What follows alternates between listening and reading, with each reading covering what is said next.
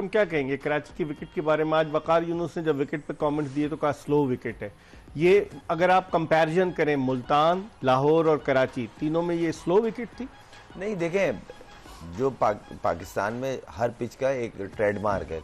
कराची की पिच पे high scoring game होते हैं, ये निशानी है, सब वही एक्सपेक्ट कर रहे थे। लाहौर में भी तो हुए नहीं हुए, वहां की भी बड़ी बैटिंग पैराडाइज विकेट होती है, पिंडी में भी बड़ी जबरदस्त विकेट होती है, मगर वही वाली बात है ना कि पहला मैच था और एक्सपेक्टेशन कुछ ज्यादा थी। और ये देखिएगा डे बाय डे आपको बेहतर पिच मिलेगी, मुझे ऐसा लगता है। मैं भी ये सोच रहा था आज 200 वाला मैच होगा, चेस होंगे, बहुत सारी चीजें ध्यान भी थी, मगर बिल्कुल बरक्स निकला उसके।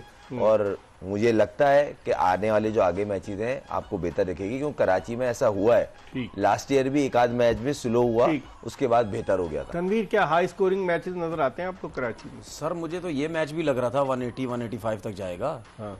अगर ऊपर के 4 लड़के रन्स कर लेते तो जाता क्यों नहीं जाता। ये तो पोलार्ड ने और वो जो इरफान नियाजी है, हाँ। उनकी बदौलत ये रन्स हुए। अब मुझे चीज बताए ना, उन्होंने आखिरी कुछ 3-4 ओवर्स में जाके हिटिंग करना शुरू की है तो इतने रन्स हो गए। तो गलतियां हैं, ऐसा नहीं है, इसमें कोई दो राय नहीं है कि कराची में रन्स बनते हैं, रन्स बनते। आप देख लेना इस मैच में भी जिसको ऊपर से अच्छा स्टैंड मिलेगा वो जाएगा 180-190 तक जाएगा, इसमें कोई दो राय नहीं है। बाकी उन्होंने जो कॉल की थी वो सिर्फ फाइनल की आई थिंक बात कर रहे थे। हाँ, कि मैचेस 18 मार्च तक है ना, 7 मैचेस जो अभी कराची में और भी मैचेस होने हैं। हाँ, नहीं वो तो जाहिर बात है, प्ले ऑफ भी यही है, फाइनल वो बढ़ते हैं ना, एक जगह थोड़ी सारे मैचेस होते हैं, हर शहर में कुछ मैचेस जो रमजान से असर पड़ेगा आप समझते हैं? किस चीज पे? ये इस टूर्नामेंट पे, क्योंकि फाइनल भी रमजान में, प्ले ऑफ भी है। नहीं, क्या असर पड़ेगा? किस मतलब पहले अशरे में रमजान के, क्योंकि नहीं मजा आएगा सर, पहली दफा पीएसएल रमजान में देखेंगे। मतलब आप क्या लोगों के हिसाब से कह रहे लोग आएंगे नहीं आएंगे? हाँ, उसमें हो सकता है, उसमें चांसेस है, क्योंकि जाहिर सी बात है बाद लोग शहरी के बाद सोते हैं, उसमें हो सकता है लोग आए। लेकिन अब आप क्या देखते हैं खुर्रम? अब आपको नजर आ रहा है कोयटा ग्लैडिएटर्स कल खेलने जा रही है, आपको कुछ नजर आ रहा है कि कोयटा अच्छी परफॉर्मेंस देती चली आ रही है? कोयटा बड़ी सरफराज फिट हो गए, ये अच्छी चीज़ है और कोयटा के लिए और हमारे लिए, ये हमें भी थी। मेरा तो खैर दोस्त है कि बॉल जिस तरह लगी थी को अल्लाह ने खैर कर दिया, और आई होप कि वो कल खेलें और परफॉर्म करें। कोयटा बड़ी अच्छी क्रिकेट खेल रहा है, उनका कॉम्बिनेशन बड़ा अच्छा है। आई होप कि कल वो चेंजिंग्स ना करें, क्योंकि चेंजिंग से सारी चीज़ें आगे पीछे होती हैं। पैकेज भी दिखाएंगे, लेकिन इस वक्त एक कॉलर हमारे साथ टेलीफोन लाइन पर मौजूद है। अस्सलाम वालेकुम। वालेकुम सलाम जी, कौन साहब कहाँ से बात कर रहे हैं? मैं जावेद चौधरी बात कर रहा हूँ भावलपुर से। जी, भावलपुर से। चौधरी साहब क्या कहना चाहेंगे? मैं ये कहना चाहता हूँ कि पीएसएल 4 शहरों तक महदूद कर दिया गया है और फैसलाबाद में भी नहीं हो रहा, बाकी बड़े शहरों में भी पीएसएल के मैचेस नहीं हो रहे, और जो नेशनल टेलीविजन है उस पर टेलीकास्ट नहीं हो रहा, जिससे हमारी आधी से ज्यादा आबादी पीएसएल के मुकाबले देखने से महरूम है।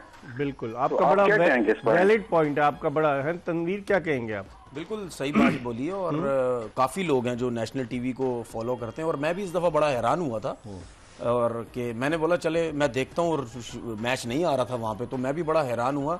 तो मेरे ख्याल में ये हमारे लोगों को सोचना चाहिए में तो हर आदमी के पास केबल तो नहीं है ना कि केबल नेटवर्क पे, जाहिर सी बात है। इसीलिए यहाँ बैठ के मैं एक रिक्वेस्ट ही कर सकता हूँ कि ये जो नेशनल जो चैनल्स होते हैं इस पे होनी चाहिए कोशिश कि हमारे जो कोई भी स्पोर्ट्स, चाहे क्रिकेट है, कोई भी स्पोर्ट्स, अगर कोई इतने महंगे राइट्स खरीदेगा तो लाजिम बात है कि फिर वो चाहेगा ना कि खुद ही वो कैप्चर करे सारा बिजनेस। देखिए मेरे ख्याल में नेशनल टीवी के लिए तो कोई प्रॉब्लम नहीं है, वो तो आराम से ले सकते हैं सारे। गवर्नमेंट को इस हवाले से एक्शन लेना चाहिए, बिल्कुल लेना चाहिए। मैं इसीलिए तो कह रहा हूँ कि नेशनल टीवी में तो किसी को कोई प्रॉब्लम नहीं होनी चाहिए। और नेशनल टीवी की एक रेपुटेशन होती है, अगर वहां पे आपकी स्पोर्ट्स हर टाइम चल रही है तो ये तो बड़ी खुशी की बात है कि नेशनल टीवी पे चल रही। तो मेरे ख्याल में मुझे भी अफसोस हुआ कि वहां पे मैच नहीं आ रहा। खुर्रम, वो जो कह रहे थे जावेद चौधरी साहब के मैचेस जो है वो सिर्फ 4 शहरों तक हैं, कराची, लाहौर, मुल्तान, पिंडी, आप समझते हैं? नहीं, देखिए मैं इस तरह इनके सवाल का जवाब दूंगा। देखिए बहुत सारी चीज़ें हमें फॉलो करनी पड़ती हैं, और उसमें सबसे पहली जो चीज़ होती है वो सिक्योरिटी होती है, क्योंकि फॉरेनर्स प्लेयर्स आए हुए हैं, फॉरेनर्स एम्पायर आए हुए हैं, मैच रेफरी आया हुआ है, बहुत सारे ऑफिशियल्स आए हुए हैं, तो उनको कॉन्फिडेंस में जब दिखाया जाता है, बताया जाता है, तो वो चीज़ों में जहाँ वो कंफर्ट जोन दिखता है उनको, तो वो फिर एग्री करते हैं। इतनी बड़ी लीग हमारे इतने अरसे के बाद पाकिस्तान में वापस आई है क्रिकेट और बहुत अच्छी चल रही है। ये बोर्ड का क्रेडिट है, बोर्ड आहिस्ता आहिस्ता बढ़ा रहा है, विजन बढ़ रहा है। देखें आप, पिशावर का ग्राउंड तैयार हो रहा है। इस साल नहीं हो सका, अगर इस साल वो ग्राउंड रेडी हो जाता, मैं श्योर हूँ मैच वहां भी होने। पिशावर दलमी ने अपने तहफ़्फ़ुज़ात का भी इज़हार किया, जावेद आफरीदी साहब ने, उन्होंने बोला होने चाहिए थे। लेकिन तनवीर, जिस तरह से खुर्रम कह रहे हैं, अब 10 साल के जब 2016 में शुरू हुई है, अगले साल ये टीमें जो है वो दोबारा से फिर 1 साल के बाद दोबारा से टीमें बिकेंगी। और जब इब्तिदा में पीएसएल शुरू हुई थी तो बहुत कम कीमत पे कोयटा ग्लैडिएटर्स तो सबसे सस्ती बिकी थी।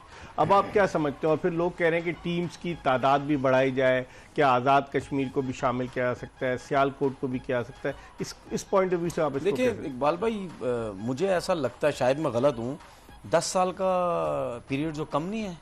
क्यों 10 साल और जगहों पे तो ज्यादा है मेरे ख्याल में। नहीं, जब शुरू में इन्होंने कोई इंटरेस्टेड नहीं था ना, किसी को नहीं पता था कि ये ब्रांड बन जाएगा पीएसएल। नहीं तो मुझे ये बताएं कि अब जो है 10 साल के बाद ये दोबारा से क्या कोयटा कोई और ले सकता है? क्या कराची की? बिल्कुल, अगर महंगी मैं यही कह रहा हूँ, मैं यही खरीदना चाहे महंगी तो खरीद सकता है। आज मुझे एक टेस्ट क्रिकेटर बता रहे थे कि इस पीएसएल और अगली पीएसएल में भी उन्होंने कहा देखिएगा कि टॉप के क्रिकेटर ज्यादा एक्शन में नजर नहीं आएंगे। मैंने रीजन पूछी, उन्होंने कहा उसकी रीजन ये है कि अगर टॉप के क्रिकेटर्स आएंगे तो फ्रेंचाइज की फिर वैल्यू बढ़ जाएगी, और जब फ्रेंचाइज की वैल्यू बढ़ जाएगी तो 10 साल के बाद जब फ्रेंचाइज की फरोख्त होगी तो मसाइल होंगे। तो ये मौजूदा फ्रेंचाइजेज नहीं चाहती कि और महंगी हो। नहीं, ये मुझे बताएं, ये कौन सा क्रिकेट बोर्ड के चेयरमैन थे उस टाइम जब ये सारी डील हुई थी?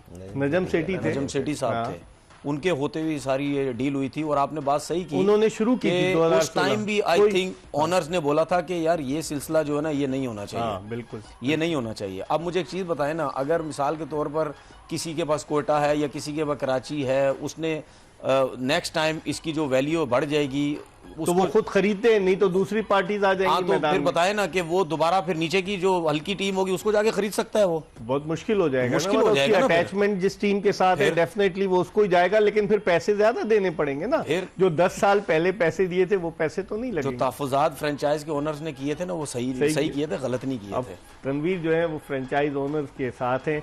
इस वक्त एक कॉलर है हमारे साथ, इनसे बात करते हैं। अस्सलाम वालेकुम।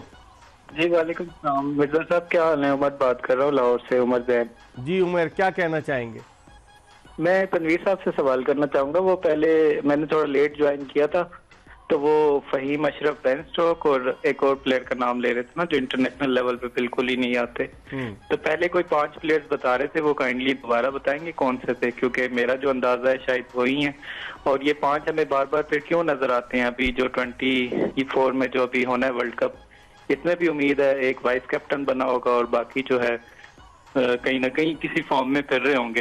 तो ये मैनेजमेंट जो है चेंज होती रहती है, लेकिन उसका वॉइस क्यों नहीं यहाँ तक हम रेज करते कि इनको? आप जवाब सुने आपका, बहुत शुक्रिया उमर जी। तनवीर क्या कहेंगे? देखिए, मैं इन लड़कों के बारे में इसलिए बोलता हूँ कि मुझे ऐसा लगता है कि इंटरनेशनल लेवल के प्लेयर ही नहीं है, क्योंकि सिर्फ ये नहीं, उससे पहले भी बहुत ऐसे प्लेयर थे जो डोमेस्टिक क्रिकेट में परफॉर्म एक्स्ट्राऑर्डिनरी करते थे, इंटरनेशनल लेवल पे जाके नहीं कर सकते थे। और इन 6-7 प्लेयरों में से तकरीबन मुझे सारे प्लेयर ही ऐसे लगते हैं। देखिए, जब पाकिस्तान टीम का मैच होता है, T20 जब हो रही होती है, सबसे ज्यादा डिस्कस ये 4-5-6 प्लेयर हो रहे होते हैं। क्यों हो रहे होते हैं? क्योंकि उनकी नाम बता दें, उनकी परफॉर्मेंस बता तो दी है। Fahim Ashraf, Ben Stoke, Wasim junior, ठीक है, शादाब हो गया, Asif Ali, remember the name, ठीक है। उसके बाद जो है काफी है, 4 हैं। ये खुशदिल शाह हो गया, इफ्तिखार हो गया। ये परफॉर्म तो देखिए, मुझे इन प्लेयरों से प्रॉब्लम तो नहीं है ना। मुझे क्यों प्रॉब्लम है? मैं खुद क्रिकेट खेला हूं, ये भी क्रिकेट खेले।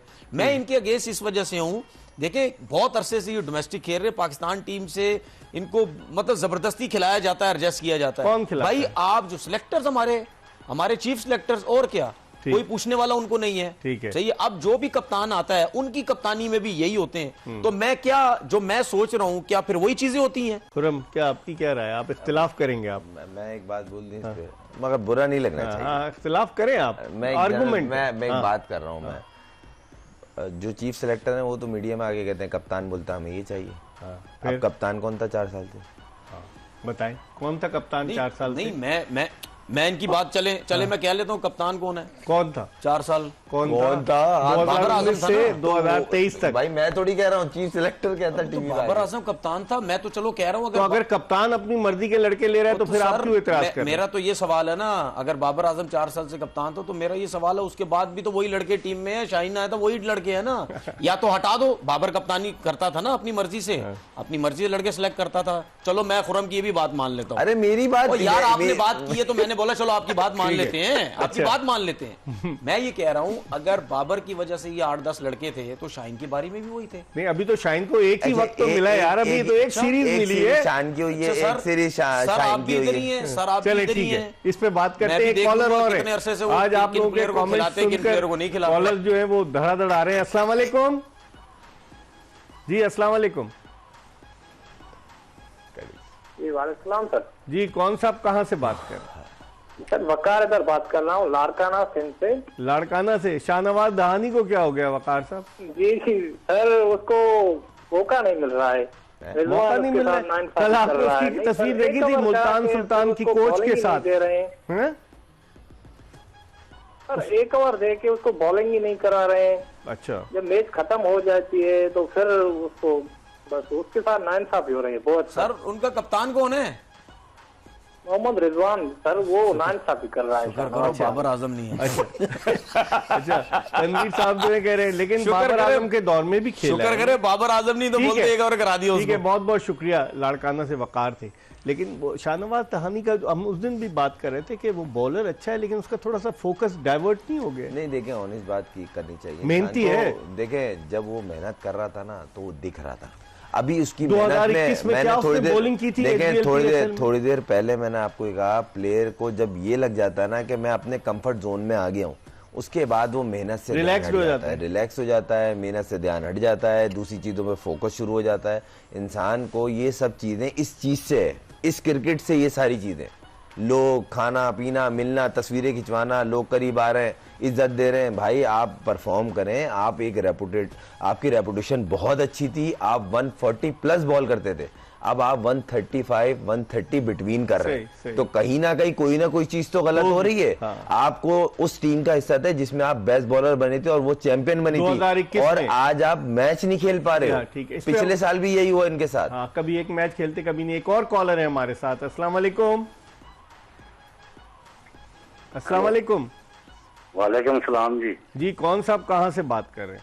मैं सरगोदा से शाहिद बोल रहा हूँ। मैंने तनवीर भाई से ये पूछना था, हमारा जो लॉर्ड कलंदर का कप्तान है वो हमारे पाकिस्तानी टीम का भी कप्तान है। हाँ।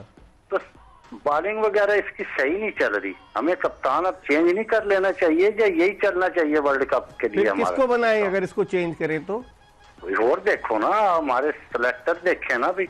अच्छा, चलें आपके सवाल का जवाब लेते हैं। शायद साहब थे, मैं समझा हो गया। देखें ये बात इन्होंने सही की है कि शाहीन को कप्तान, मैं समझता हूं इसीलिए आपसे पूछा उन्होंने। नहीं, मैं ये समझता हूँ शाहीन को गलत कप्तान बनाया, नहीं बनाना चाहिए था कप्तान, क्योंकि वो इंजरी से कमबैक किया था उसने 2 मरतबा उसकी कप्तानी में लाहौर कलंदर्स जीती। नहीं, वो पुरानी बात हो चुकी है इकबाल भाई, वो पुरानी उसको भूल गए। पुरानी कैसे? 2023 हो गई, पुराना है 22-23, चले 22 पुराना हो गया, 23 पुरानी हो गई है। जब लाहौर कलंदर से वो जीता था उसके बाद वो फौरन कप्तान नहीं बन गया था, फिर उसको इंजरी हो गई। इंजरी के बाद जब वो वापस आया उसकी फॉर्म वो नहीं थी, उसकी पेस वो नहीं थी, उसकी वर्ल्ड कप में अच्छी परफॉर्मेंस नहीं थी। उस हिसाब से देखा जाए उसको कप्तान नहीं बनाना चाहिए था, आपको जाना चाहिए था रिजवान के साथ। अब आपकी उसकी फॉर्म नहीं थी, उसको आपने कप्तान बनाया, वो न्यूजीलैंड में भी हारा, उसकी यहां भी परफॉर्मेंस देख ले, वहां भी मार लगी, यहां भी कुछ नहीं हुआ, तो उसके ऊपर अब प्रेशर आ गया है। अब होगा क्या? अब इस चक्कर में जिस तरह इन भाई ने आके कॉल पे बात की, शाहिद साहब ने आके कॉल पे बात की कि जी उसको हटा दे, तो फिर यही शुरू हो जाएगा। ठीक है,